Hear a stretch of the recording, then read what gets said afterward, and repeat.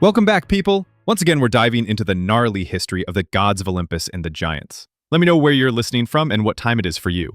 It's always fascinating to see where my viewers are tuning in from. And if you genuinely love these videos, then you know what you gotta do.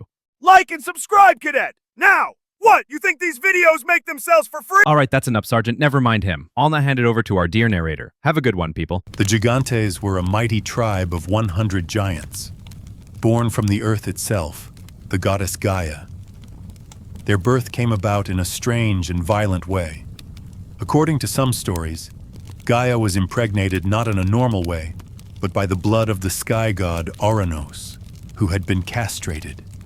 This blood fell to the earth, and from it, Gaia brought forth the fierce and powerful Gigantes.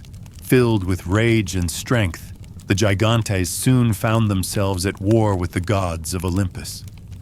Gaia, who had birthed them, urged the Gigantes to challenge the gods and take control, leading to a great and terrible battle.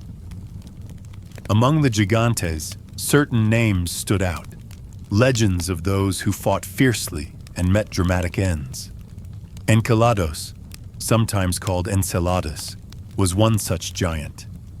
He was struck down and buried under the fiery Mount Etna by the goddess Athena, whose wisdom and power defeated him. Another was Polybotes, who faced Poseidon, god of the sea, and was crushed beneath an island that Poseidon cast upon him, ending his threat. Then there was Porphyrion, a giant who in his arrogance tried to violate the goddess Hera herself. For this crime, both Zeus, king of the gods, and the mighty hero Heracles joined forces to slay him, putting an end to his violent ambition. When artists depicted the Gigantes, they showed them in two main ways. Some were shown as fierce warriors dressed like hoplites, the heavily armed soldiers of ancient Greece, carrying spears and shields. Others were shown as wild, primitive creatures, dressed in animal skins and wielding rough stones or flaming brands as weapons. In many sculptures and mosaics, the giants were given terrifying serpent-like legs instead of human ones, their lower bodies twisting into long tails that moved like snakes, adding to their fearsome appearance. This strange image of serpents for legs made the Gigantes even more otherworldly, a mix of human strength and wild nature. Some scholars think the Gigantes were not just mythical monsters, but symbolized the ancient, uncivilized tribes who lived in the region of Thrace, far to the north of Greece. The Thracians were known to the Greeks as wild and barbarous, living in a way very different from Greek civilization. The Gigantes, then, might have been stories about these wild people, representing the clash between Greek culture and the primitive tribes beyond their borders. In some versions of the myths, it was said that the Thracians themselves were born from the blood or ashes of the defeated Gigantes, linking the tribe to these powerful and violent giants. Far to the south, in parts of Italy, the myth of the Gigantes took on a new meaning connected to the land itself. People believed that the restless movements and thrashing of the giants buried under the earth caused the volcanic activity that shaped the region. The hot steam and flames that came from places like the thermal plains of Campania or the great volcanoes of Mount Etna and Vesuvius were thought to be the giants struggling beneath the earth, their anger and power causing the fires to erupt. This belief tied the story of the Gigantes closely to the natural world, explaining the dangerous and fiery forces that people could see and feel. The family of the Gigantes was traced back to powerful and mysterious origins. In one account, their parents were said to be the blood of Ouranos mixed with Gaia herself, as told by the poet Hesiod in his work Theogony, and also mentioned by the mythographer Apollodorus. Other stories gave Gaia alone as the mother of the Gigantes, with no father, showing the earth goddess as the sole creator, as found in the works of Bacchylides, Diodorus Siculus, and Ovid's Metamorphoses. Yet another tradition named the dark and deep place called Tartaros as the father, joining with Gaia to bring forth the Gigantes, as Hyginus records in his writings. The names of the Gigantes vary between these stories, but many of the same giants appear repeatedly. Some well-known giants include Alcyoneus, Porphyrion, Enceladus, Ephialtes, Eurytos, Clytios, Mimas, Pallas, Polybotes, Hippolytos, Aegaeon, Agrio, and Thun, as listed by Apollodorus. Hyginus names many others, including Koios, Astraeus, Peloros, Amphitos, Roikos, Theomeses, Theodamus, Otos, Typhon, Epetus, and more, showing a wide and varied family of giants across different sources. These names reflect the many stories and traditions about the Gigantes, showing how they were a large and complex part of ancient myth. Each giant carried his own strength and story, but all together, they represented a powerful force born from the earth itself, challenging the rule of the gods and shaping the world with their war and fury. The battle between the Gigantes and the gods was a legendary struggle that echoed. The conflict between nature and order, wild power and divine control. Though the giants were ultimately defeated, their stories lived on in art, myth, and the land itself. From the twisting serpent legs in sculptures to the fiery volcanoes that burned beneath the earth, reminding people of the terrible strength born from Gaia's blood and the sky's fallen power. The stories and names of the Gigantes, or giants, vary widely across ancient sources, showing how deeply they were woven into the myths of old. Some texts mention names like Oios and Eurymedon, while others list giants such as Alcyoneus, Porphyrion, Enceladus, Chthonion, Pelorius, and Typhaeus, illustrating a large and complex family of giants known from different poets and artworks. Among these, some giants were depicted on ancient Athenian vases, showing figures like Pancrates, Polybotes, Oranion, Ephialtes, Euphorbos, and Euboeus, while others appeared alongside names like Euryalus, Hyperbios, and Agasthenes. Some of these giants were repeated across various artistic representations, such as Porphyrion and Enceladus, who were among the most famous and fearsome. It is also said that from the blood of the slain Gigantes, a new race of men was born, connecting the giants not only to destruction, but also to creation, as told by Ovid in his Metamorphoses. To understand the Gigantes, we must separate the older stories from later ones. Homer, one of the earliest sources, describes the Gigantes as a huge and savage race of men ruled by a leader named Eurymedon. They lived far away to the west, on the island of Thrinacia, but their pride and disrespect towards the gods led to their destruction by Eurymedon himself. Homer's view of the Gigantes placed them alongside other mythical groups like the Phaeacians, Cyclopes, and Laestrygones, all seen as original people of the land who were punished by the gods for their arrogance. However, neither Homer nor Hesiod, another important ancient poet, mentions a great battle between the gods and the Gigantes.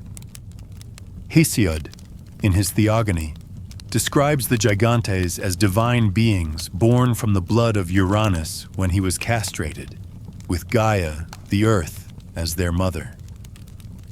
This story makes the Gigantes more than mere men. They become powerful forces sprung from the violent clash of gods and the earth. Later poets and writers often mixed up the Gigantes with the Titans, another group of powerful divine beings who also fought against the Olympian gods. Hyginus, a later mythographer, even called the Gigantes sons of Gaia and the dark, deep underworld known as Tartarus. The famous battle between Zeus and the Olympian gods against the Gigantes seems to be a story that was added later, imitating the older myth of the Titanomachy, the war between the gods and the Titans. In this way, the Gigantes became symbols of chaos and wild power opposing the order of the gods, their stories growing over time as poets and artists added details and new meanings. The Gigantes, whether seen as savage men or divine monsters, remained important figures in ancient myth, showing the struggle between the earth's raw forces and the rule of the gods.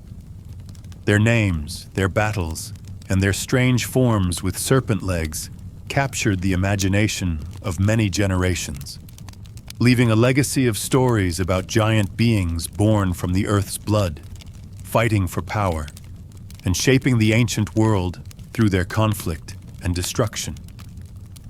After the Titans were defeated and suffered their fate, Gaia, the earth goddess, grew angry and gave birth to a new race of monstrous giants, the Gigantes. These giants were fearsome to behold, with terrible faces and the tails of dragons or serpents instead of legs, making them even more terrifying and otherworldly. Different accounts place the birthplace of the Gigantes in various locations known for their heat and fire, such as Phlegre, meaning burning fields, in places like Sicily, Campania in Italy, or Arcadia in Greece, while others say they came from Pallene in Thrace, a region to the north of Greece. What is notable is that many ancient writers, including Homer, placed the Gigantes in volcanic areas, mostly in the western parts of Europe, connecting their origin to the powerful natural forces of fire and earth. In their homeland, the Gigantes were known for their bold and violent attack against the heavens.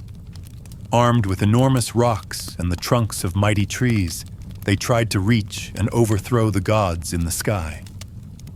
Among these giants, two stood out for their great power and courage: Porphyrion and Alcyoneus.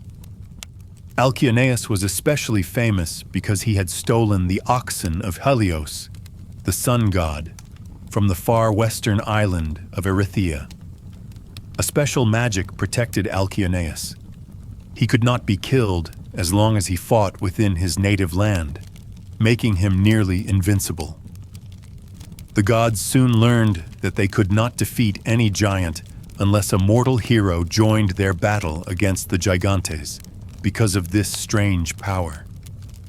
Hearing this, Gaia tried to protect the giants further by discovering a magical herb that could keep them safe from death by mortal hands. However, Zeus, the king of the gods, acted quickly to prevent this. He stopped Helios, the sun, and Eos, the dawn, from shining so that no herb could grow and save the giants.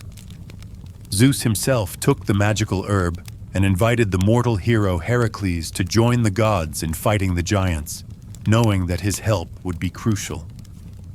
Heracles did indeed fight bravely and killed Alcyoneus, but because the giant was still in his homeland, he revived as soon as he fell to the ground.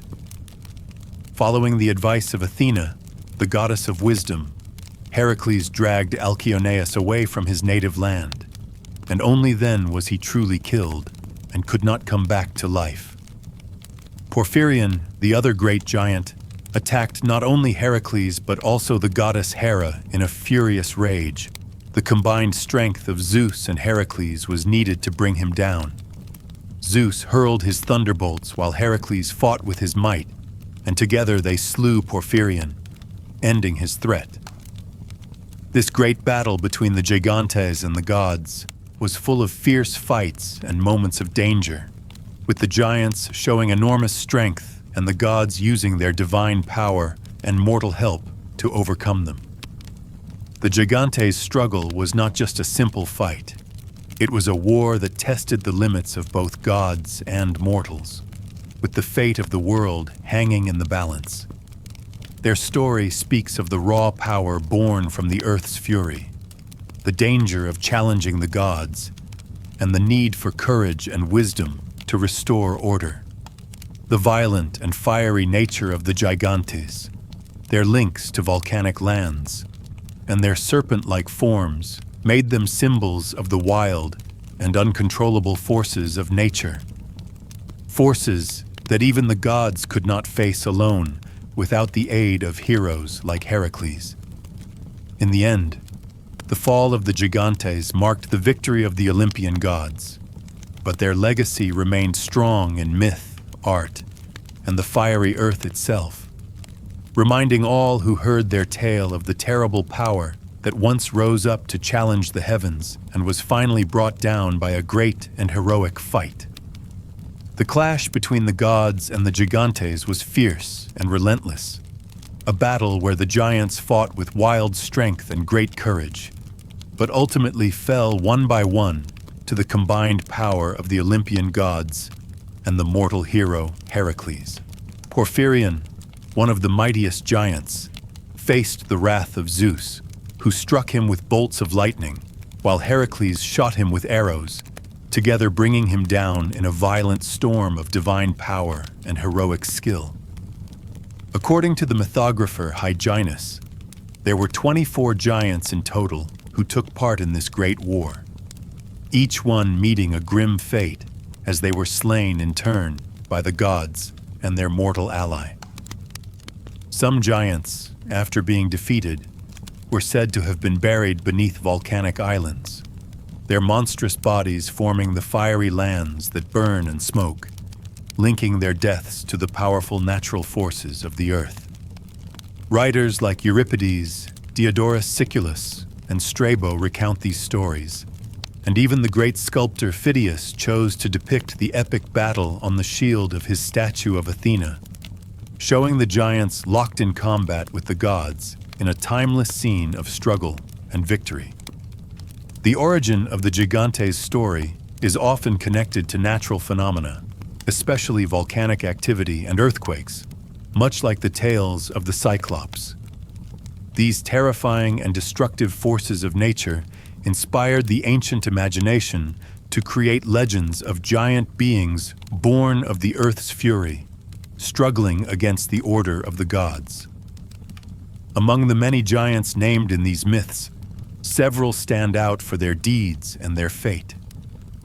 Agasthenes was one of the Gigantes, though not much is told of him beyond his part in the battle. Agrios, another giant, was struck down by the Moirai, or Fates, who clubbed him with heavy bronze maces, showing that even fate itself took part in the giant's destruction.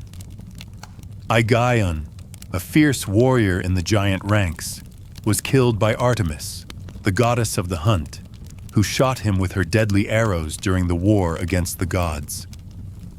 Alcyoneus was known as a king among the Gigantes, and was especially difficult to kill because he was immortal as long as he remained within his homeland of Pallene. The hero Heracles, with wisdom and strength, wounded him with arrows, but only succeeded in killing him after dragging him beyond the borders of his land, breaking the giant's power and ending his life. Aristeus was the only giant to survive the terrible war. To protect him, Gaia hid Aristeus by transforming him into a dung beetle, a small and humble creature, saving him from the destruction that befell the rest of the giants. Astraeus was another giant who fought alongside the others, and he might be the same figure as the Titan by that name, showing how the myths of giants and titans sometimes overlap.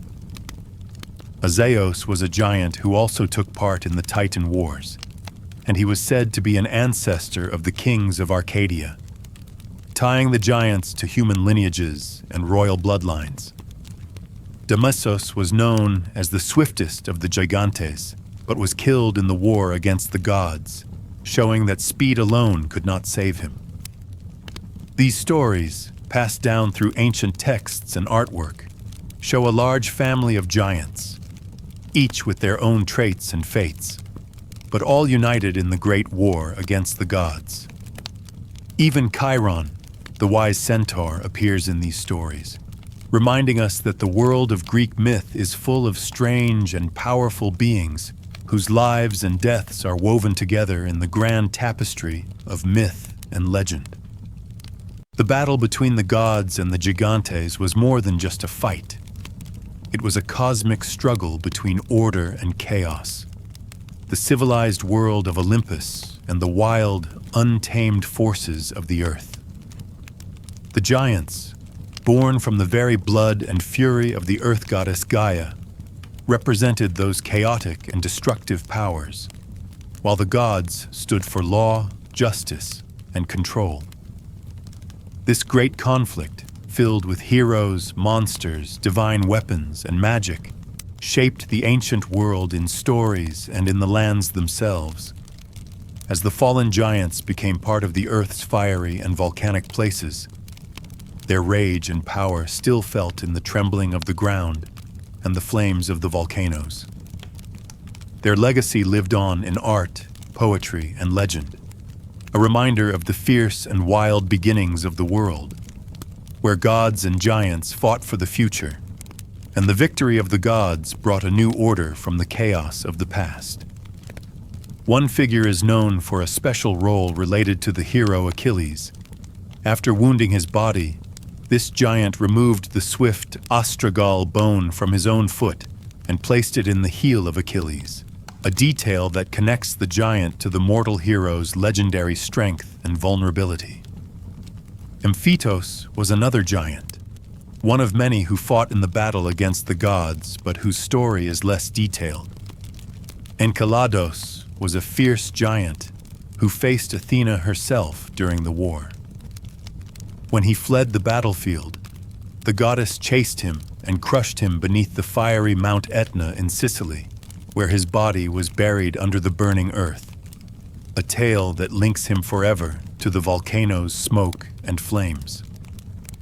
Ephialtes was a giant who fell to the arrows of Apollo and Heracles, each god shooting one of his eyes to blind and kill him. He may be the same as the Alode giant named Ephialtes, another powerful figure in Greek myth. Euboeos and Euphorbos were also giants in the army of the Gigantes, though less is known about their individual fates. Euryalus was another member of this fearsome group, as was Eurymedon, who was said to be the king of the Gigantes and led them to their doom in battle. Eurytus met his end at the hands of Dionysos, the god of wine and revelry, who struck him down with his pine cone-tipped thyrsos, a staff symbolizing divine power. Hippolytos was slain by Hermes, the swift messenger god, who used his sword and wore the cap of invisibility to surprise and defeat the giant during the war. Hyperbios, Iapetos, and Chthonios were other giants who fought alongside their brethren. Iapetos might be the same figure as the Titan with the same name, showing how myths often overlap. Clytius was a giant consumed by the torches of Hecate, the goddess associated with magic and night during the war. Koios was another giant possibly identified with the Titan named Koios, again showing the close connection between the two groups of divine beings. Laon was a giant who faced Heracles in battle. The hero killed him and made a protective cloak from the giant's leonine skin, using it as armor in his many adventures. Mimas was a giant slain by Hephaestus, the god of fire and metalworking, who struck him down with a volley of molten iron during the conflict. Mimon, perhaps the same as Mimas, was dispatched by Ares, the god of war, who played a fierce role in the battle. Another giant, named Molios, was an opponent of Helios, the sun god. After fierce fighting on the Isle of Aiaia, Molios was slain, and from his blood sprang the magical moly plant, a herb said to have powerful protective properties in myth. These stories show a wide family of giants, each with unique characteristics, powers, and fates, all united in their stand against the gods. The Gigantes fought bravely, but were ultimately overcome by the combined might of the divine and heroic forces.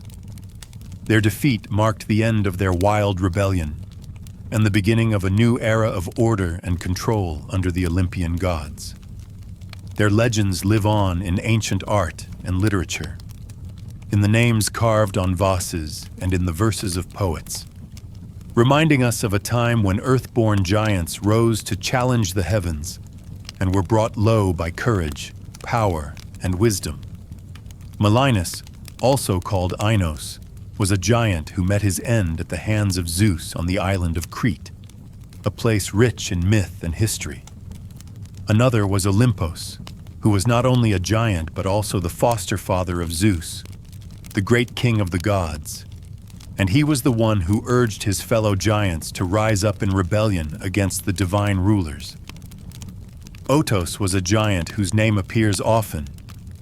He was probably the same as the Alode giant of the same name, famous in other myths for his immense strength and size. Oranian, sometimes called Uranian, was another member of this fierce tribe, though details about him are fewer. Pallas was a giant slain by the goddess Athena during the war. Athena stripped off his goat-like skin and crafted from it the famous shield called the Aegis, which became a powerful symbol of protection in battle. Pallas might be the same figure as the Titan bearing that name, showing again how myths of giants and titans overlap and blend together.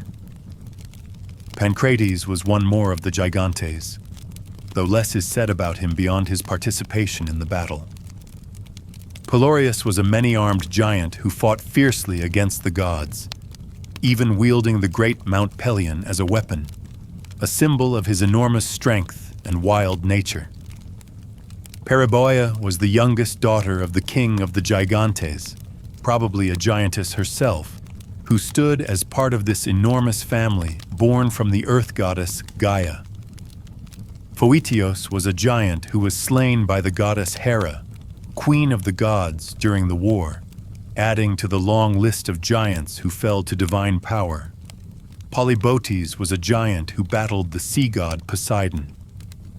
When he fled the battlefield, Poseidon chased him and crushed him beneath the rock of Nisyros, an island near Kos, burying the giant under the weight of the earth itself, linking the myth to real places and their volcanic or rocky nature.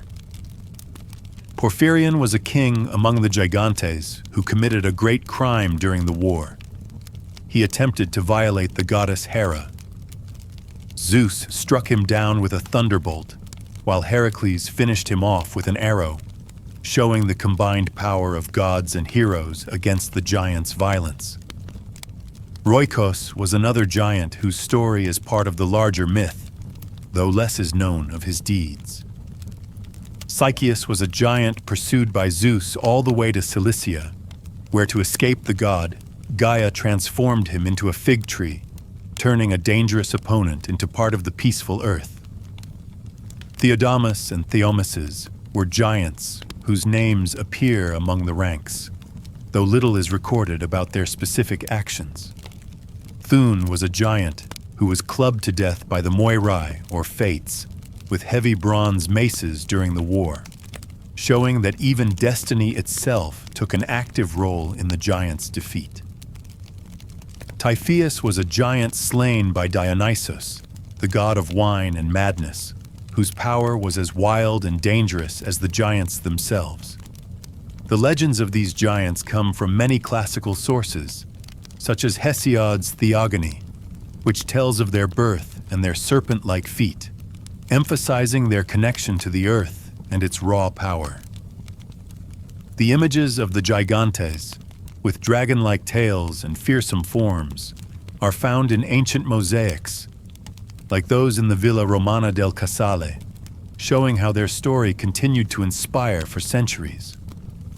These myths describe the Gigantes as born of the earth goddess Gaia, angry and monstrous beings who rose to challenge the gods after the terrible fate of the Titans, their own older divine relatives. The Gigantes fought fiercely with rocks and trees, using their massive strength to try and storm the heavens. But the gods, aided by mortal heroes like Heracles, fought back with thunderbolts, arrows, swords, and magic. The battle was long and terrible, ending in the giants' defeat and the establishment of the gods' rule over the world. Each giant's story adds a piece to this great myth, showing the struggle between chaos and order, between the wild forces of nature and the rule of law and justice represented by the Olympian gods. The giants' fates, from being crushed under mountains or buried beneath volcanic islands, to being transformed into trees or defeated in battle, are tied closely to the natural world and the landscape itself. Their legends explain not only cosmic battles, but also the fiery volcanoes, the rugged mountains, and the strange plants that grow in places touched by their mythical power. In these stories, the Gigantes remain as symbols of the fierce and dangerous forces born from the earth, who dared to defy the heavens and were brought down by the strength and wisdom of gods and heroes alike. Their names, their battles, and their monstrous forms live on in art, poetry, and the memory of ancient times, reminding us of a world where the wildness of nature clashed with the divine order to shape the world we know. The ancient tale begins with Kronos, the son of Uranus, who from his secret hiding place stretched out his left hand, and in his right grasped a great long sickle with jagged teeth, a cruel and powerful tool.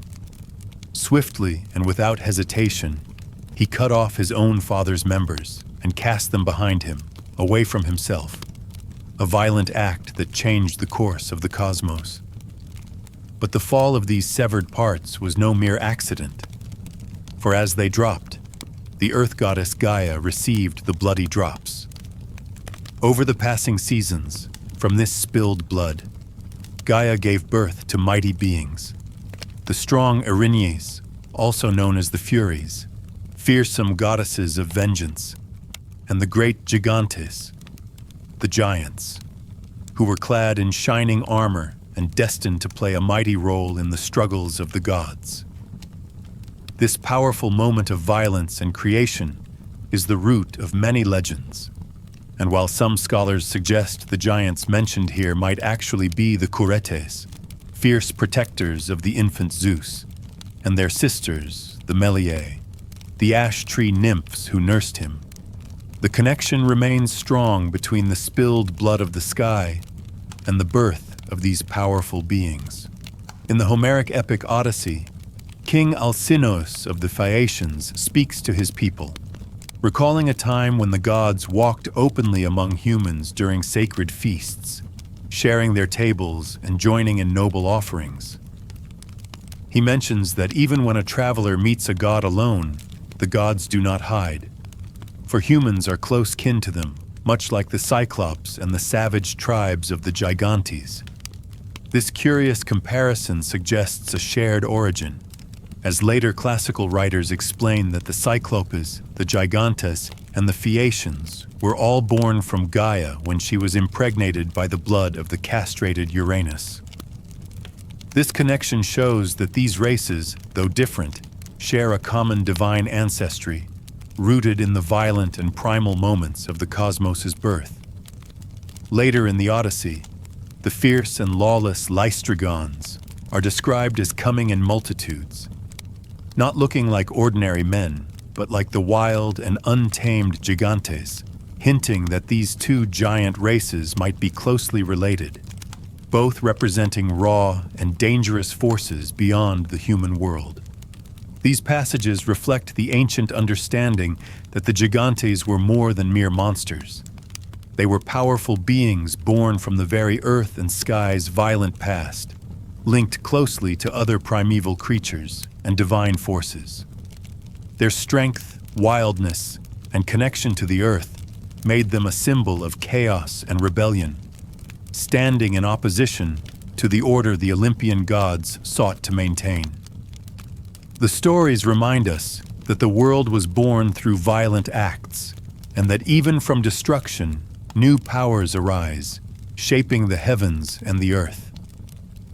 In this way, the Gigantes are part of the great cycle of creation and destruction that defines Greek mythology, born from the blood of a fallen sky, destined to challenge the gods, and woven into the fabric of the ancient world's beliefs about how the universe came to be. According to the ancient mythographer Apollodorus, writing in the 2nd century AD, the birth of the Gigantes, or giants, came as a fierce and angry response from Gaia, the earth goddess, to the imprisonment of the Titans by Zeus in the deep prison of Tartarus. Gaia, filled with wrath over the fate of her Titan children, gave birth to these powerful and terrifying giants, with Uranus, the sky god, as their father. This violent and divine origin set the Gigantes apart as beings born of both earth and sky, embodying the rage and strength of the natural world. Ancient Greek lyric poetry, as recorded in fragments preserved by Hippolytus, reflects on the mystery of the first man created by Gaia, but also mentions the birth of Alcyoneus, the eldest of the Gigantes, born in Pellene, a region associated with the fiery fields of Phlegra. This highlights the importance of location and landscape in the myths, linking the giants to specific places where the earth's power is strongest. The poet Lycophron called Pellene the nurse of the earth-born Gigantes, emphasizing the close bond between these giants and the land itself, as if the earth nurtured and protected them like a mother her children. Pausanias, the Greek traveler and geographer of the 2nd century AD, records the belief of the Arcadians, an ancient people of the central Peloponnese, who claimed that the great battle between the Gigantes and the gods took place in their homeland at a place called Trapezos, not in Pellene or in Thrace, as others said. There, the Arcadians offered sacrifices to lightning, hurricanes, and thunder, connecting the memory of the battle to the violent storms and natural forces they witnessed around them. Homer, the great epic poet of ancient Greece, does not mention the Gigantes in the Iliad, but in the Odyssey he describes the Laestrygons, a fierce and lawless people who attacked Odysseus and his men, as beings not quite like humans but more like the wild Gigantes. Homer also records the words of King Alcinous of the Phaeacians, who said that his people were close kin to the gods, much like the Cyclopes and the race of Gigantes. In these stories, Homer suggests that the Gigantes were mortal beings, not fully divine, and he tells of a king among them who was proud and haughty, but was ultimately destroyed after leading his people to ruin. The word folk in Homeric poetry refers to the common people, indicating that the giants were seen as a savage tribe or race rather than immortal gods, and this fits with the idea of them as powerful but mortal creatures born from the earth and sky's violent history. Throughout these accounts, the Gigantes emerge as wild and terrifying figures closely tied to the land, storms, and the forces of nature, who challenged the gods but were ultimately defeated, their story woven into the landscape and beliefs of ancient Greece, their birth from the blood of Uranus and the earth's fury, their battles against the divine order, and their mortal but mighty nature all paint a picture of beings who stand between the natural world's chaos and the gods' law, symbols of rebellion and the earth's raw power that ancient peoples both feared and revered. The ancient texts tell us much about the Gigantes, the mighty giants born from Gaia, the earth, often said to be impregnated by the blood of Ouranos, the sky. According to Pseudo-Hyginus, a writer from antiquity, these giants included many named figures such as Enceladus, Coeus, Pelorus, Pallas, Amphitus, Raucus, Agrius, Ephialtes, Eurytus, Theomyces, Theodamus, Otus, Typhon, Polybotes, and Iapetus, some of whom also appear among the Titans, blending the two groups in the ancient imagination. Virgil, the Roman poet, spoke of Terra, Gaia, giving birth to Coeus, Iapetus, fierce Typhaeus, and their brothers, the Gigantes, who were united in their goal to break down heaven itself, a vivid picture of their rebellion and great strength. Nonnus described them as the coiling sons of Gaia with 200 hands, explaining that there were 100 giants, each with 2 hands, making their power overwhelming and nearly unstoppable. Physically, the Gigantes were described in many ways that emphasized their frightening and supernatural nature.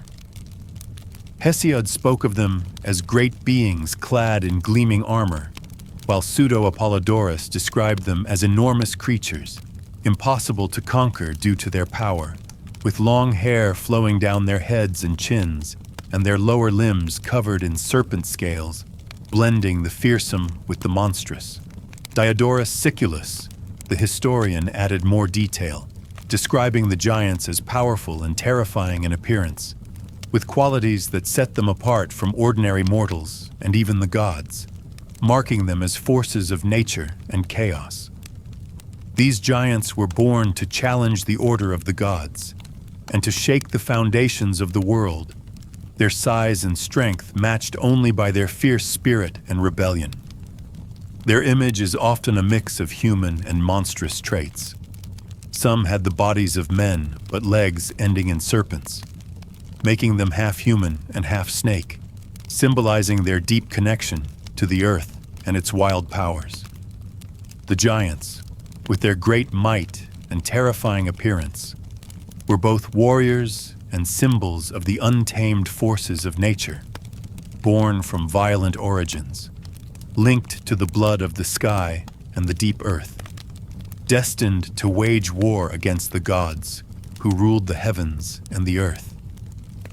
Their legends live on in poetry, history, and art, where they appear as fearsome figures locked in eternal battle, embodying the conflict between order and chaos, the mortal and the divine, the earth and the sky.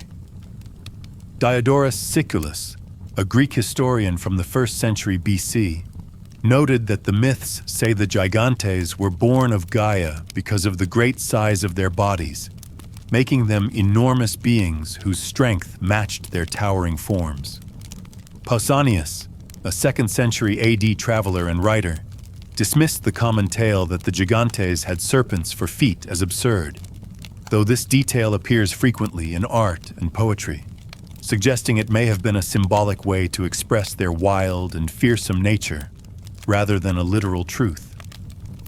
The Roman poet Ovid described them as serpent-footed giants with 100 arms, each giant wielding incredible strength, grappling to seize the captive sky itself, showing their ambition to challenge the heavens and the gods who ruled there. Valerius Flaccus, writing in the 1st century AD, painted a dramatic picture of these monstrous children of earth, Gaia herself, who in compassion clothed them with rocks, trees, and crags, piling them high like mountains reaching up to the sky, making them nearly inseparable from the wild natural world. Nonnus, a 5th century AD Greek epic poet, expanded on these images with rich detail, describing the Gigantes as snake-haired, coiling sons of Gaia with 200 hands, because there were 100 giants, each with 2 hands, and many-necked heads pressing against the starry vault of heaven. He further described the snakes not only at their feet, but flowing over their shoulders, much larger than the famous Enochian snake, moving restlessly among the stars, an image that blends the terrestrial and celestial realms, and underscores their powerful and unnatural nature. Throughout his works, Nonnus emphasizes the horrifying aspect of the Gigantes, focusing on their viper tresses and multitudinous hands, creating a vision of creatures both massive and terrifying, part human, part serpent, threatening the order of the gods and the balance of the cosmos. One of the Gigantes' most infamous crimes was their bold assault on the heavens themselves, hurling massive rocks and uprooted trees toward the sky in a violent attempt to overthrow the gods and their rule. This act of rebellion was a defining moment in their myth, showing their ambition and rage, as well as their connection to the raw forces of nature, rocks, trees, mountains, that made up their very being. These stories reveal the Gigantes not simply as monstrous enemies of the gods, but as embodiments of nature's wild, untamed power, linked to the Earth's deepest forces and the violent storms and upheavals that shaped the ancient world. Their serpentine features symbolize this connection to the Earth, while their attack on the sky represents the struggle between the chaotic forces below and the order imposed by the divine above. In this way, the Gigantes stand as symbols of cosmic conflict, representing the primal struggle between earth and sky, chaos and order, mortality and divinity, woven deeply into the fabric of Greek myth and the human attempt to understand the natural and divine worlds. The myths tell us that the Gigantes, these great and terrible giants born of Gaia, would hurl enormous rocks and flaming oak trees at the sky itself in their furious battle against the gods. This act of violence was a symbol of their rebellion, as they sought to overthrow the divine order by attacking the heavens, demonstrating their immense power and rage. But their crimes were not limited to the gods. They also treated the human race with cruelty and lawlessness. According to the historian Diodorus Siculus, the Gigantes, confident in their great strength and massive bodies, enslaved their neighbors and broke the rules of justice that Zeus, the king of the gods, sought to uphold. Their arrogance led them to wage war not only against the gods, but also against humanity itself, making themselves enemies of both mortals and immortals.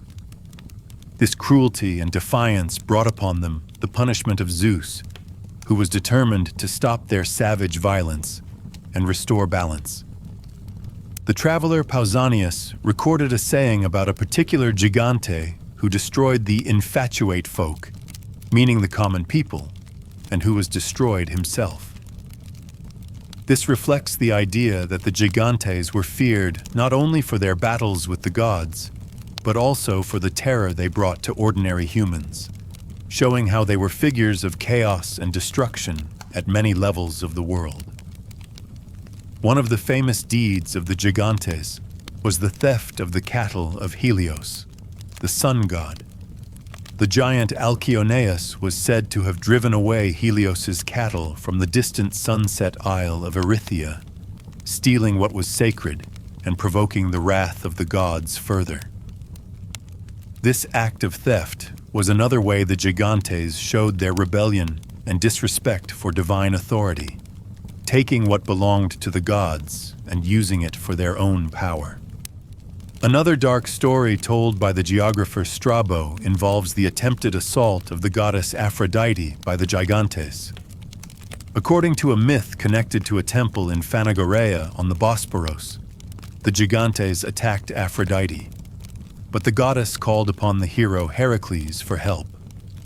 In a clever plan, she hid Heracles in a cave and then admitted the giants one by one, handing them over to the hero who killed them through trickery. This story shows the Gigantes as violent and dangerous beings, but also reveals how even the mighty could be defeated by cunning and bravery. All these tales come together in the great Gigantomachy, the legendary war of the giants against the Olympian gods. The Gigantes rose up in fury and strength, using their massive bodies and weapons made of rocks and trees to try to shatter the power of the gods. But the gods, with the help of heroes like Heracles, fought back fiercely. Among the most famous battles was the fight between Athena and the giant Enceladus, where the goddess crushed the giant beneath Mount Etna, a volcanic mountain in Sicily, said to be the very place where the defeated giant lay buried, causing eruptions and fire as he struggled beneath the earth.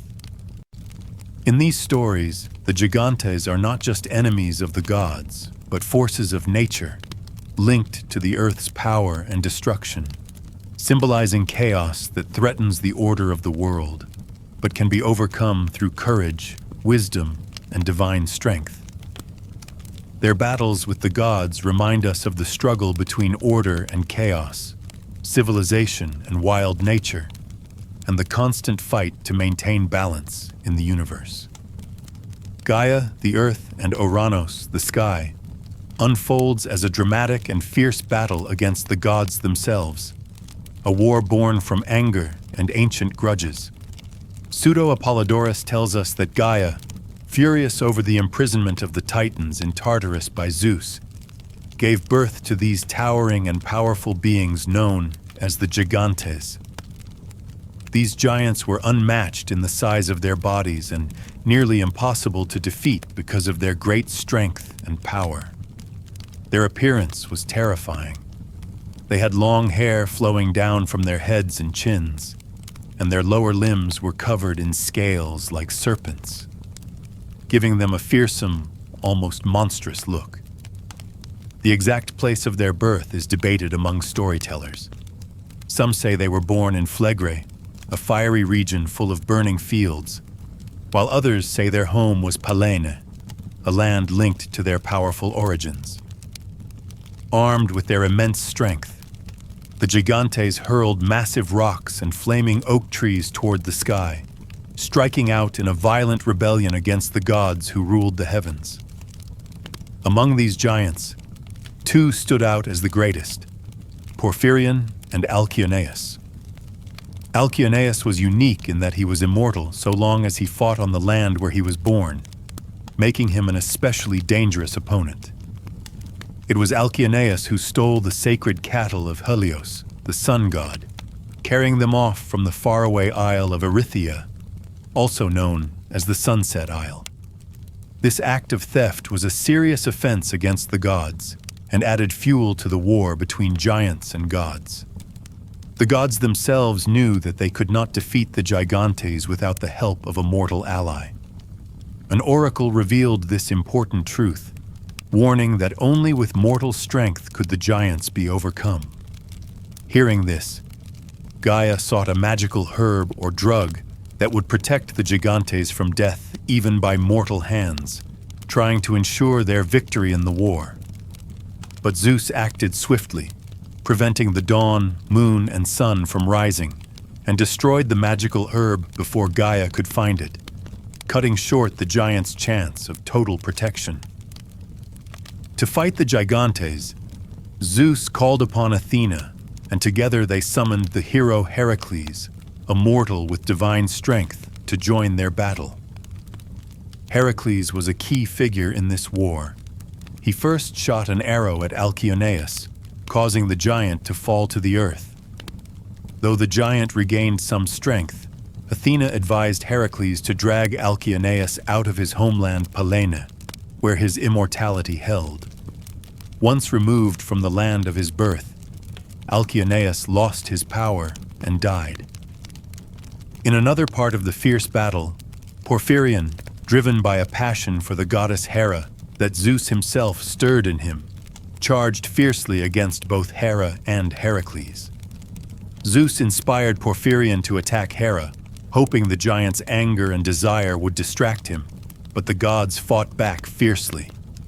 Zeus struck Porphyrion with a powerful thunderbolt, while Heracles shot him with arrows. This combined effort brought down the mighty giant, ending his violent attack. The battle raged on with many other giants, each wielding enormous power and making the fight difficult for the gods. Some giants were buried beneath volcanic islands, their restless bodies believed to cause fiery eruptions and natural disasters, tying the myths to the Earth's violent forces. The Gigantomachy, as this war was called, was not just a fight of strength, but a cosmic struggle representing the forces of chaos challenging the divine order and civilization. The giants were forces of raw nature and wild power, their serpentine legs and huge arms symbolizing their connection to the earth and the destructive potential they carried. Their fight against the gods was a story of rebellion, power, and the ultimate restoration of balance, showing how even the mightiest forces of nature could be controlled or defeated by divine will and heroic courage. Through these tales, the gigantes remained figures of awe and terror, symbols of a time when the world was young and the battle between order and chaos was fought fiercely in the skies and on the earth below. During this violent clash, one of the most fearsome giants, Porphyrion, made a terrible mistake when he grabbed Hera by her gown and tried to force himself upon her. In that moment of danger, Hera called out for help, and Zeus responded quickly by striking Porphyrion with a mighty thunderbolt, stunning him and halting his attack. At the same time, the hero Heracles fired a sharp arrow that found its mark and slew the giant, ending his threat. The battle did not stop there, for many other giants joined the fight, each meeting their own fate at the hands of gods and heroes. Apollon, with deadly precision, shot an arrow into the left eye of the giant Ephialtes, while Heracles pierced the right eye, together blinding and weakening this monstrous foe. Dionysos, armed with his pine-cone-tipped thyrsos, struck down Eurytos, while the goddess Hecate fought fiercely, wielding blazing firebrands to burn Clytios, reducing him to ashes in the heat of battle. The god Hephaistos, master of fire and forge, hurled molten iron upon Mimas, melting and destroying him with his fiery weapons, as Enceladus, known as Enceladus, fled the chaotic battlefield. The wise and fearless goddess Athena threw the island of Sicily at him, crushing and burying him beneath its massive weight. During the fight, Athena also stripped the skin off the giant palace, crafting a protective shield from the tough hide, which she wore to defend herself in the war. Another giant, Polybotes, tried to escape by fleeing into the sea, but the god Poseidon gave chase, following him until they reached the island of Kos. There, Poseidon ripped off a part of the island called Nisairos and hurled it like a great weapon, crushing Polybotes beneath the heavy rock and ending his escape. Hermes, known for his speed and cunning, fought wearing the helmet of Hades that made him invisible, and in the course of the battle he killed Hippolytos, striking him down swiftly and silently. The goddess Artemis joined the fight, using her deadly arrows to slay Aegaeon, adding to the gods' relentless assault. The Moirai, the Fates themselves, took part in the combat, wielding heavy bronze maces and killing the giants Agrios and Thun with powerful blows. Zeus, king of the gods, used his mighty thunderbolts to destroy the remaining giants, while Heracles shot arrows into those giants who were still alive but wounded and dying, ensuring none would survive the terrible war.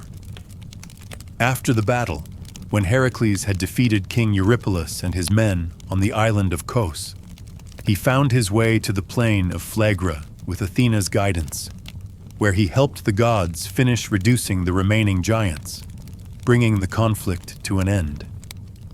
The seer Tiresias once prophesied that during this great battle on the plain of Phlegra, the mighty Heracles would release a storm of arrows to silence the giants' strength, and their once glorious hair would be sullied in the dust, symbolizing their defeat and loss of power. This war of the gods and giants was not just a simple fight, but a great struggle for control of the world and the heavens. A dramatic story showing the clash between order and chaos, civilization and wild force. Each giant who fell was a symbol of the old powers of the earth being overcome by the new order of the Olympian gods, who brought control, justice, and balance. Their defeat ensured that the gods would continue to rule, and that mankind could live without fear of these overwhelming and monstrous beings. The Gigantomachy, as this battle was known, was celebrated in art, song, and story for centuries, capturing the imagination of all who heard of the epic fight, where gods and heroes triumphed over the giant sons of the earth, ending a terrifying threat and securing the rule of the divine forces that shaped the world. The figure of Heracles, the great conqueror of the Gigantes, stands as a towering symbol of courage and strength in the ancient stories passed down through the ages. His name is forever linked to the mighty battle against these formidable beings, the sons of Gaia, or Earth, who dared to challenge the gods themselves. The poet Bacchylides called him the great conqueror, praising the hero who brought down those arrogant and powerful giants with his mighty hands and sharp arrows. These giants, born from the earth itself, were filled with wild pride and insolence, known as hybris by the ancient Greeks, an insolence that led them to commit acts of cruelty and lawlessness. This very hybris, which thrives on deceit, destruction, and ruin, was the force that ultimately caused the downfall of the Gigantes. It was hybris who blinded them to their fate, making them believe they could defeat the gods and rule the world. But instead, it was she who brought deep ruin upon them, ensuring their defeat and death. On the plain of Phlegra, the stage of this legendary war, the gods unleashed their deadly power, raining down shafts of arrows that withered the pride and strength of these sons of earth, the Gigantes, as they were also called. The image of this battlefield, where divine forces met the chaotic giants in furious combat, was so vivid and important that it was captured by great artists and shown in temples and sacred places across the ancient world. The famous robe carried during the Panathenaea festival in Athens was richly embroidered with the scenes of this very war, displaying the struggle and victory of the gods over the giants in colorful detail. Yet not all ancient thinkers accepted these stories at face value. The philosopher Socrates questioned whether such tales of gods battling giants and each other were meant to be taken literally, or if they were symbolic stories crafted by poets and artists to teach lessons or explain the forces of nature and the human condition. In his dialogue with Euthyphro, Socrates expressed doubt about the truth of these divine wars, suggesting they might be poetic inventions rather than historical events. Furthermore, the philosopher Plato, in his work Republic, argued against the idea of gods fighting among themselves or against giants, urging that such stories should not be believed or taught as truth. He thought that tales of battles between gods and gigantes, such as those woven on the sacred robe of Athena, were mere stories, embroideries, meant for entertainment rather than reality. Still, these stories held power and meaning for many, as they connected to deeper themes of justice, order, and the struggle between good and evil forces.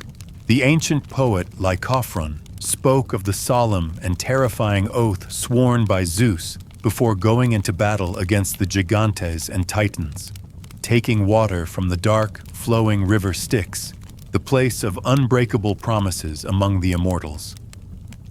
This moment, charged with divine seriousness, showed the gods' determination to bring an end to the threat posed by these monstrous beings. The Gigantomachy, the War of the Giants, was not just a simple tale of battle, but a great cosmic struggle that reflected the conflict between chaos and order, between the raw, wild power of the earth and the rule of the Olympian gods who represented law, civilization, and justice.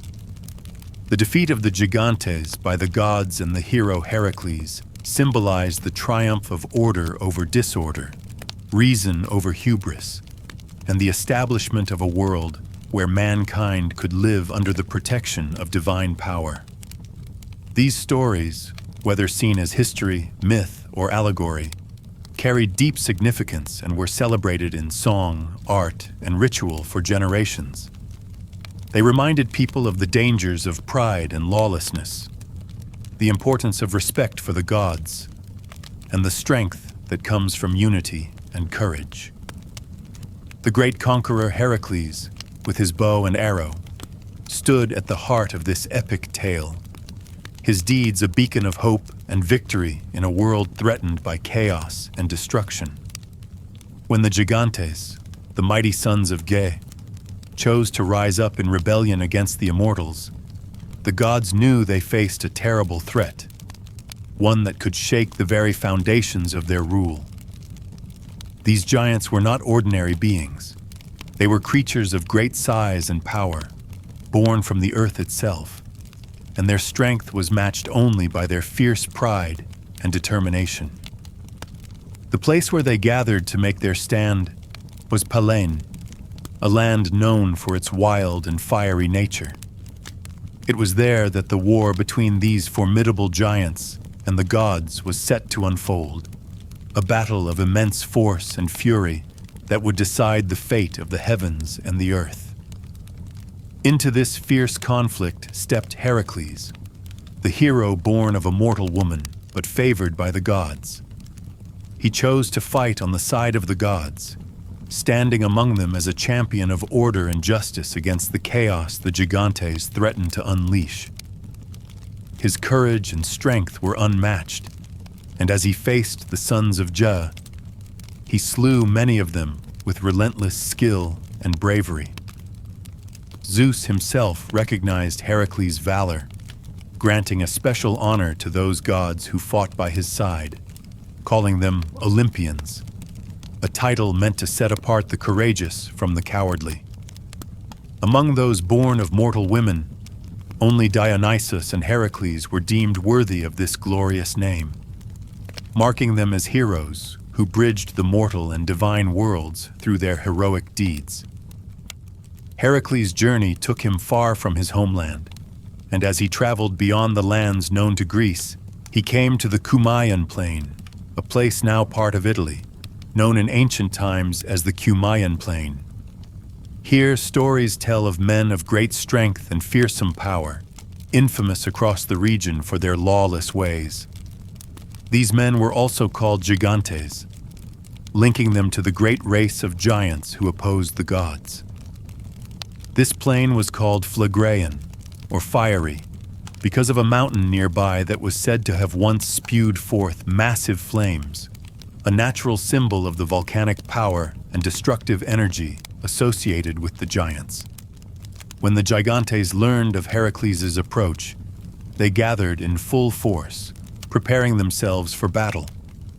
They formed lines of warriors, ready to fight to protect their land and challenge the hero who dared to come against them. The battle that followed was a remarkable one, filled with moments of fierce struggle and displays of great strength from both sides. The Gigantes fought with courage and power, using their massive bodies and wild energy to try and overcome their divine enemies. Yet, with the help of the gods who fought alongside him, Heracles gained the upper hand. His bravery and might proved stronger than the giants' savage fury, and he succeeded in killing many of them, breaking their lines and driving them back. Through this victory, Heracles brought peace to the land, turning the wild and dangerous region into one where the earth could be cultivated and life could flourish. The myths emphasize that the Gigantes were sons of Gaia, the earth itself, which explained their enormous size and strength. Their bodies were said to be so large and powerful that they stood apart from ordinary men, towering above all as a constant reminder of the earth's raw and untamed force. The giants slain at Phlegra represented the fierce resistance of nature to the order the gods wished to establish. The conflict between the gods and the Gigantes symbolized the struggle between civilization and wildness, law and chaos, divine rule and primal power. It was a battle that shaped the world, forging a path for human life to prosper under the protection of the gods. Heracles, with his unmatched strength and courage, became the greatest hero in this epic struggle. His deeds on the battlefield showed the power of mortal will combined with divine favor, proving that even the mightiest of giants could be overcome by bravery and skill. This tale of war, bravery, and victory was remembered and retold through generations, inspiring awe and respect for the hero and the gods who defended the order of the world against the terrible might of the Gigantes. The tales told by ancient writers paint vivid pictures of the wars between the gods and the Gigantes, great and terrible giants born of the earth itself. Among these stories, the historian Timaeus was known to follow certain accounts that described these fierce battles in detail, emphasizing the brutal conflict that shaped the ancient world. According to Diodorus Siculus in his Library of History, Zeus engaged in multiple wars against the Gigantes after the fall of the Titans, notably in Macedonia near the region of Pallene, and also far away in Italy on a plain known in ancient times as Felgreon, or fiery plain. These locations were not chosen at random. They were places associated with wild, fiery nature and volcanic activity, symbolizing the raw, chaotic power that the Gigantes embodied. Zeus punished the Gigantes severely because they had acted lawlessly toward the rest of mankind, abusing their great strength to enslave others and rebel against the natural order established by the gods. This lawlessness made them not only dangerous to the gods, but to humans as well, for they disrespected justice and spread fear and destruction. Zeus, in his role as the king of gods, took it upon himself to eradicate these impious and evildoers completely, restoring order to the world by punishing the giants and rewarding the noblest gods, heroes, and men with honor and distinction based on their merit and courage. The defeat of the Gigantes was a triumph not only of divine power, but also of justice, as it stopped the chaos that threatened both the heavens and the earth. The Greek geographer Strabo added to these stories by describing how some of the Gigantes who survived the great battles in Campania, a region in southern Italy, were known as the Loiternian Gigantes. When Heracles, the great hero, drove them out, they fled to the town of Leuca, seeking refuge. Yet even there, Mother Gaia, the earth, covered them, hiding them from the gods and sealing their fate as beings forever linked to the earth, but no longer free to challenge the heavens. This myth speaks to the giants' close connection to the earth itself, a reminder that their power came from the very ground beneath human feet. Yet they could never escape the punishment brought by divine forces. Strabo also pointed out that the peninsula of Pallene, once called Phlegra in much earlier times, was home to these giants who were known for their impiety and lawlessness. This tribe of Gigantes was said to have been destroyed by Heracles, a figure who appears repeatedly in the myths as the mortal champion who aided the gods in their struggles. His role as the destroyer of the Gigantes marks him as a crucial figure in maintaining divine order. The Greek traveler and writer Pausanias recorded how, near the southern wall of the Acropolis in Athens, artistic representations showed the legendary war with the Gigantes, who were said to have lived in places like Thrace and the Isthmus of Pallene.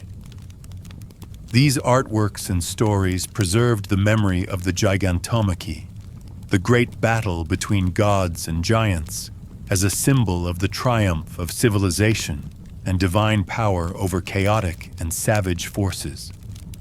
The fierce fight was not just a battle of strength, but a cosmic struggle for order in the universe. In the works of Quintus Smyrnaeus, particularly his epic on the fall of Troy, these themes continued to resonate, showing how myths about the Gigantes influenced later stories about gods, heroes, and the fate of the world. These myths were not isolated tales, but part of a rich tradition that shaped the worldview of the ancient Greeks, connecting the natural world, divine beings, and human affairs in a grand tapestry.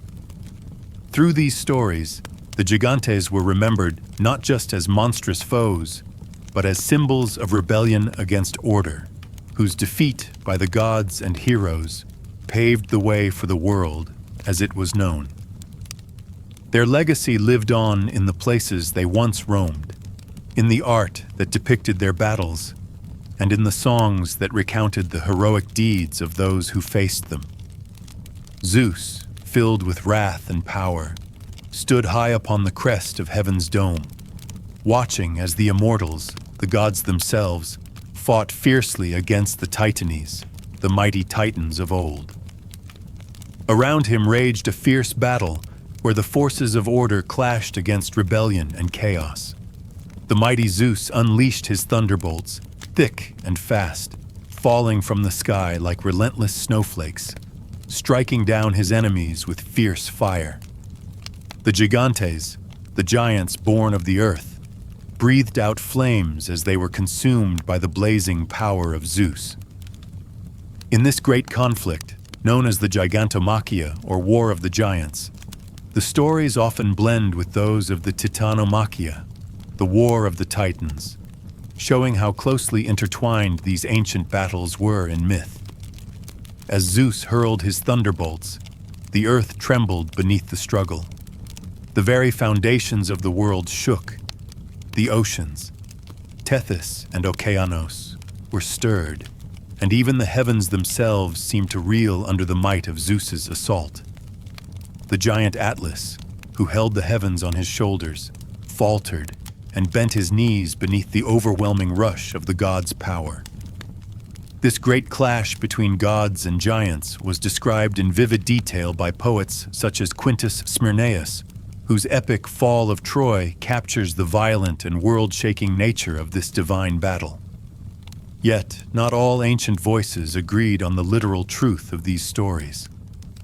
The philosopher Philostratus, writing centuries later, acknowledged that giants had indeed existed, as the earth often revealed massive bones and remains when tombs were unearthed. But he denied that these beings had ever truly battled the gods. To him, the tales of giants scaling the heavens and chasing away the gods were madness, stories born from human imagination rather than reality. He accepted that giants might have defiled temples and statues, showing disrespect to the divine, but the idea of them climbing to the heavens and overthrowing the gods was too wild to believe. Another fragment of ancient poetry, perhaps by Pomprapius of Panopolis, hints at the deep connections between Earth, the Gigantes, and the gods.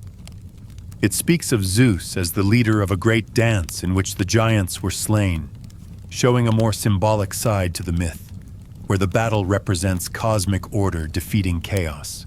It tells how Gaia, the Earth, once bore a giant son named Azaios, who grew strong amidst the fierce battles of the Titanes.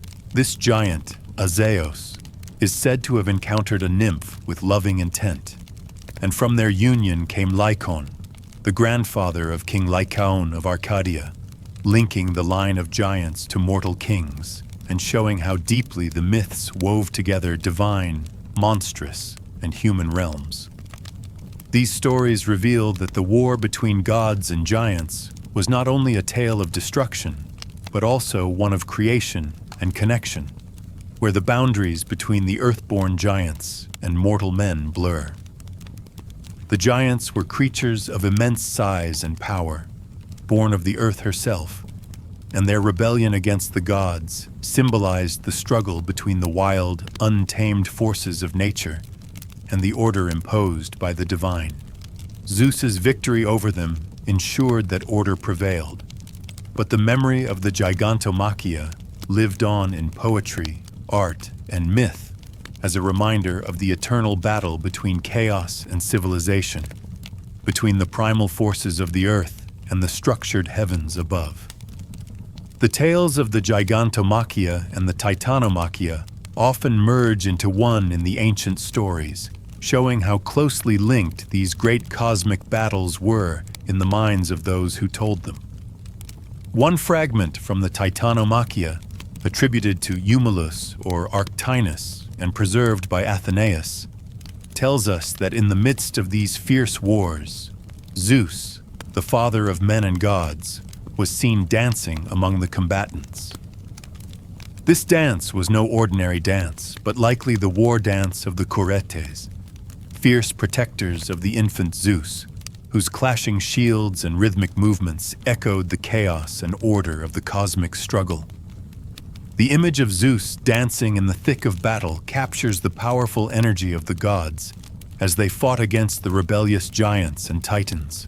Later, a fragment from a Greek poem about the Persian wars under Diocletian and Galerius describes the gods preparing for battle, girding their armor on sacred mountains.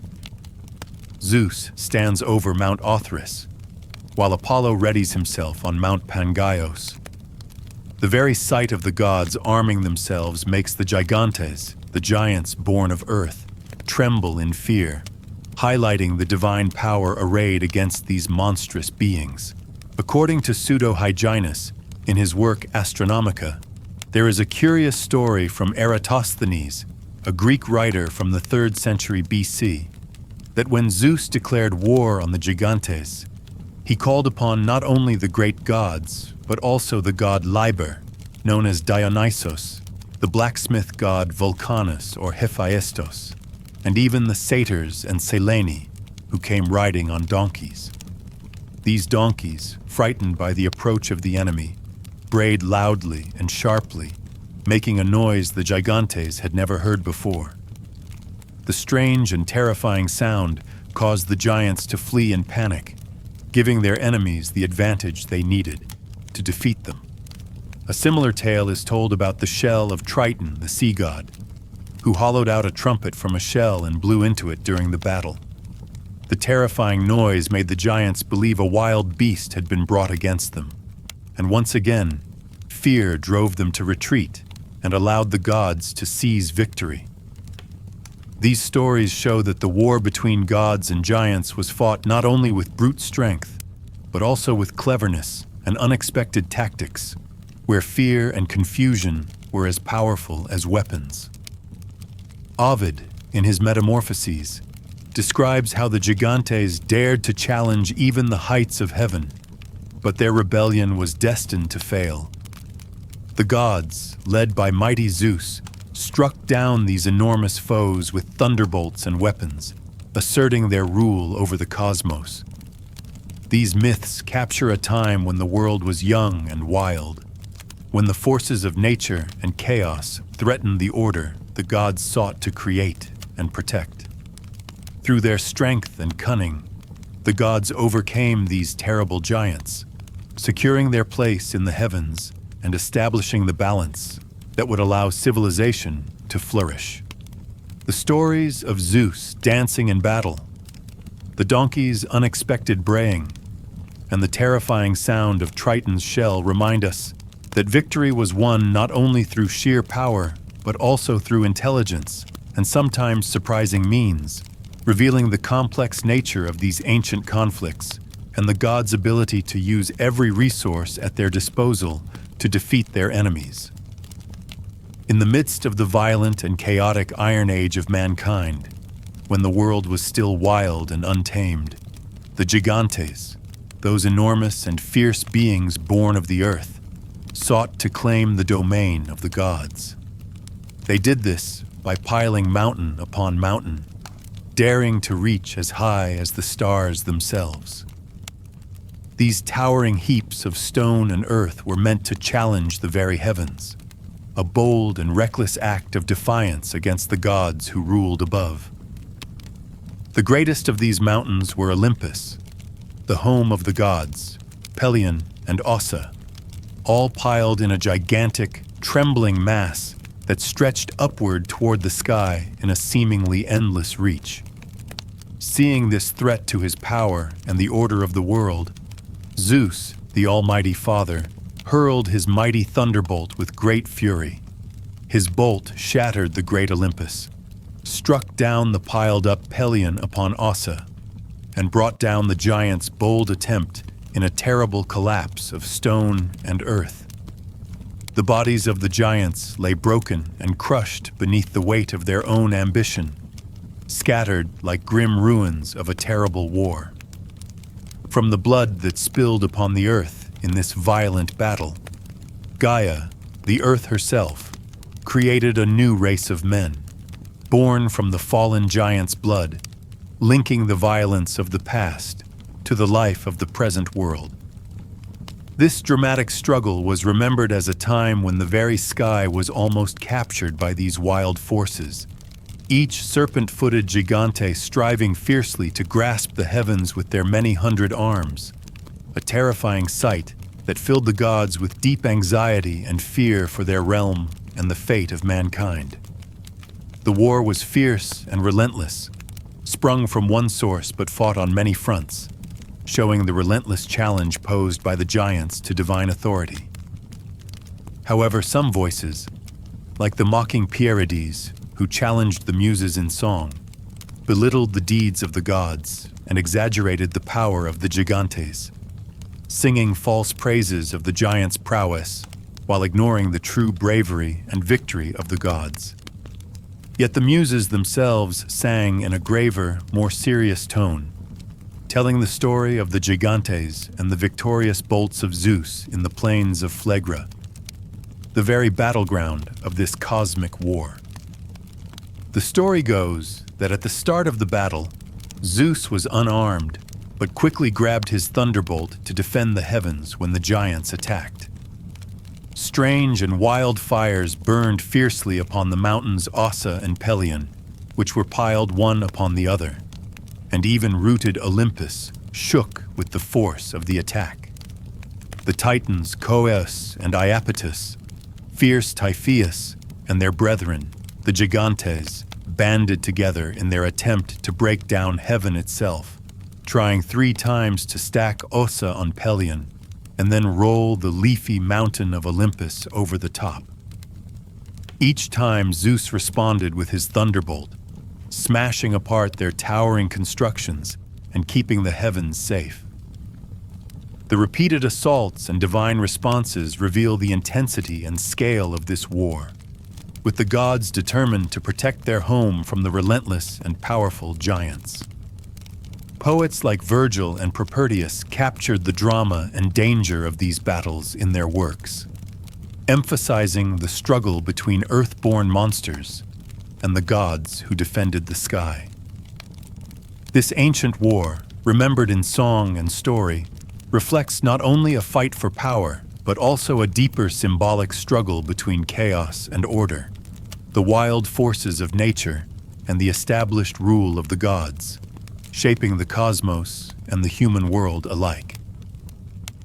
This war was said to have taken place on the plains of Phlegra, a land that bore the marks of violence and impiety, stained with the blood of these mighty foes. The slender voice of Callimachus, a poet from long ago, spoke of the thunder that roared across Phlegra's plain, describing the clash between Jove, whom mortals called Zeus, and Enceladus, one of the fiercest of the giants. It was here, in this place of fury and fire, that the heavens themselves trembled under the blows of the combatants. The Titan Coeus and the Gigante Eurymedon were also said to threaten the very sky, standing tall on the hills of Phlegra, reaching toward the heavens with fierce ambition and rage. Such stories of war among gods and giants captured the imaginations of many, though some thinkers like Cicero dismissed these tales as foolish, calling into question the idea that immortal gods could engage in such earthly struggles.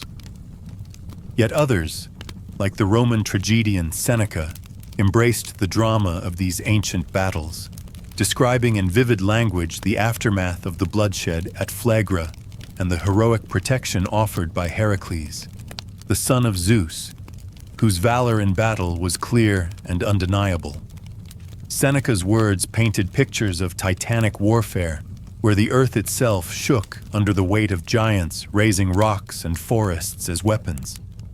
He imagined how the Titans, sometimes joined with the giants and the fierce Aloadai, prepared their rage for war, ready to lift entire mountains and hurl them skyward. Seneca spoke of how twin mountains might be piled to create a pathway to the heavens, with Chiron's sacred Pelion beneath Ossa and Olympus standing third in line, rising up to meet the sky itself, or else be thrown down with terrible force. The giants, dangerous and baleful, took up their arms, and the land around them trembled.